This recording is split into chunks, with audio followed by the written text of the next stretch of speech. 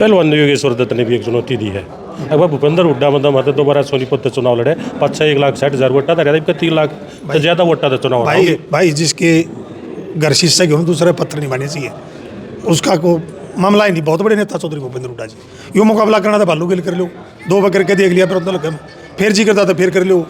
ये सारे सेनापति हैं, सारे सेनापति बिल्कुल तैयार हो गए और उन्होंने अपनी लड़ाई के लिए हथियार भी उठा लिए और ये कल से मैदान में कूद जाएंगे। और आपने बताना चाहूँगा पहले से ही मैदान के ही ये सारे योद्धा थे। आप देख रहे हैं हरियाणा स्पेस, मैं हूँ आपके साथ अरुण दून। इस वक्त हमारे साथ बड़ौदा हल्का से कांग्रेस विधायक बालू मौजूद हैं। उनसे हम विधायक जी, कांग्रेस पार्टी की बात करी जाए, राहुल गांधी यात्रा में व्यस्त हैं, भूपेंद्र हुड्डा रैलिया में व्यस्त हैं, जबकि बीजेपी ने तो 195 कैंडिडेट डिक्लेयर भी कर दिए और गांव-गांव में अपने जोड़े ही भेज दिए। तो इस तरह कांग्रेस पिछड़ती नहीं नजर आ रही। सबसे पहले तो मैं हरियाणा स्पेस के सभी दर्शकों को हाथ जोड़कर राम राम। रही आपने बीजेपी नरेंद्र मोदी की बात करी, आपने इनके संगठन की बात करी, अकबले तो 195 क्लियर कर दी, सीट क्लियर कर दी। ऐसा कुछ नहीं है। कांग्रेस इनसे पहले इलेक्शन के लिए तैयार है, चाहे लोकसभा की बात हो चाहे विधानसभा की बात हो। आपने देखा कांग्रेस की बहुत बड़ी, अगर वर्करों की कहूँ तो बहुत बड़ी सेना है, बहुत बड़ी फौज है। आपने 2019 की 14 की भी याद हो तो संगठन नहीं था।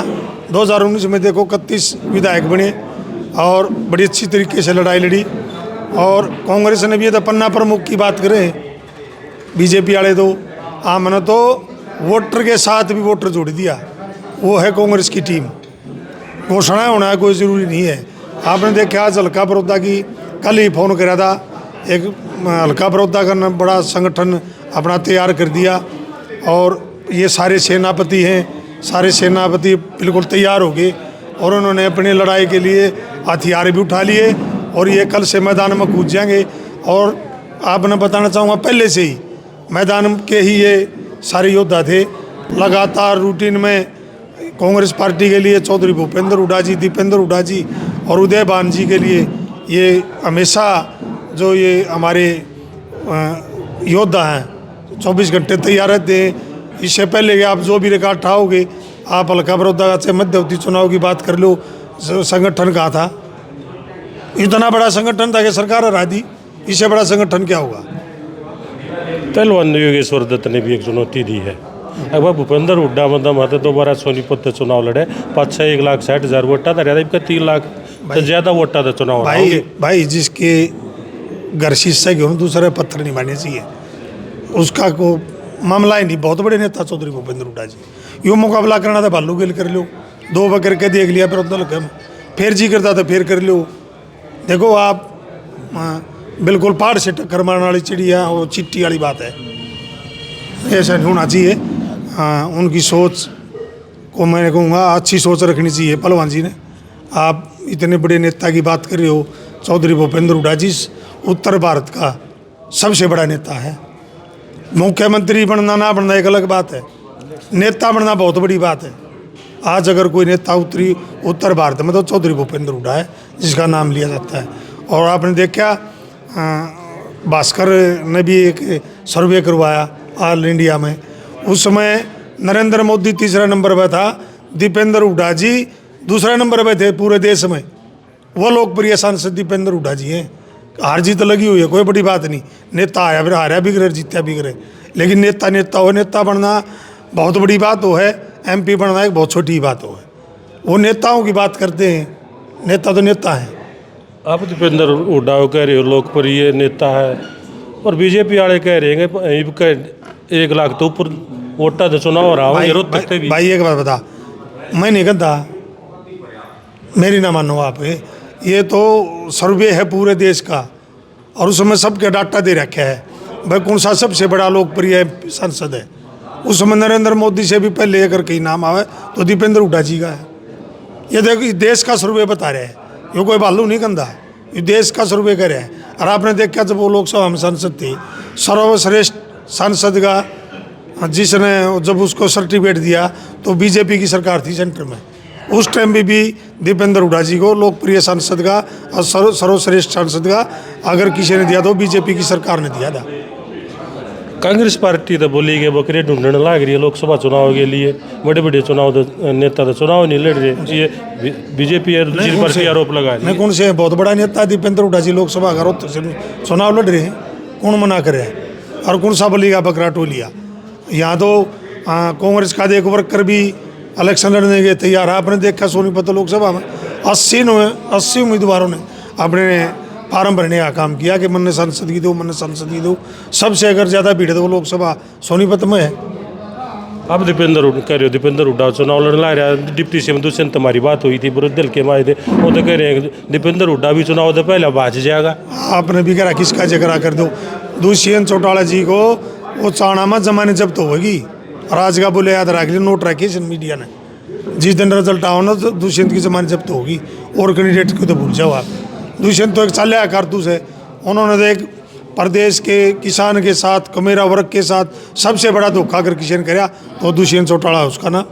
आपने देखा उन्होंने तो ये कहा हम जमुना पार करावांगे, लेकिन जब बात आई सरकार बनाने की तो जमुना पार करनी है सब तो बड़ा यार ना कराया। और आज पूरा हरियाणा प्रदेश में लूट के आपने देखा हजारों करोड़ का मालिक बन गया। वो लुटेरे की बात करो आप जमानत जब्त की बात करो दुष्यंत की। वो तो चैलेंज दे रहे हैं कि 2024 में कांग्रेस से खत्म हो जाएगी देश में। गए भाई वो आप नहीं दिखाई दे रही है।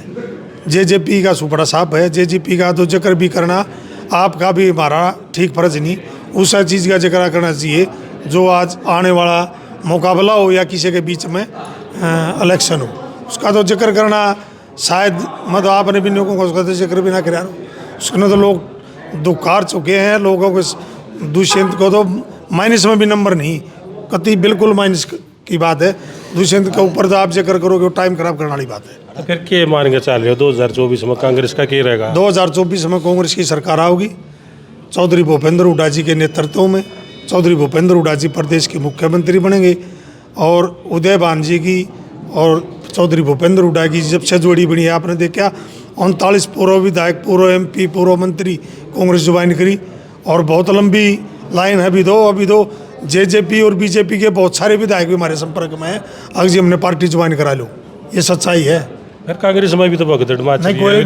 बताओ कौन चलेगा? कितने नेता चले? कौन चलेगा? अशोक चौहान चलेगा, पूर्व CM था महाराष्ट्र का। अरे भाई आपने एक अशोक चौहान देख लिया, कितने बीजेपी के आपने देखा कांग्रेस में भीड़ लग भी गई। कई विधायक पलटी मारेगी, राज्यसभा चुनाव फिर हारेगी कांग्रेस।